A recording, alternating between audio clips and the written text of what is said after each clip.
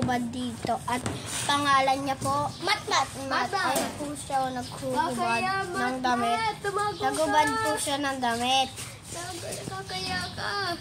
Isa pa po yung dalawa. Kinuha yung damit ni Mat. Ayan o, sinuot ng kaibigan namin. Pangalan po ay Casey. Walang natatawa, nakalabis rin kayo sa YouTube. Mapapanood kayo ng kahit sino, kahit nanay ninyo, tatay ninyo. So, napaalahan na natin yung mga anak natin, di ba? Takbo!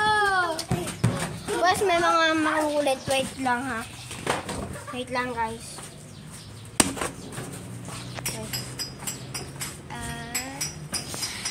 Aray ko! Bakla! Hindi ako yun! Wait lang, ha? Oh. Uulitin ko. Wag ning... Nandirito na naman kayo, makukulit kayo, eh, no? Makulit talaga na sa mga kasama ko. Mga bakla, babae.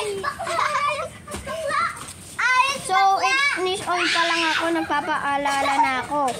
Wag lang kayong makulit. Kung anak ninyo, kung saan nagpupunta, may binibigay pala na candy. Tignan ninyo, huwag ninyo pabayaan. Puntahan ninyo yon. Tapos sabay itakbo ninyo yung anak ninyo kasi kukunin yun. Okay? Kukulit kasi na itong mga kasama ko. Guys, wait lang nga. Ipahuli nyo nga to. Ang pangalan, Mikay at Tracy. Sobrang kulit. Nagpapaalala ako, di kayong nakikinig. Kung kasali lang kayo nagpapaalala, di sana di na kayo ginanyan.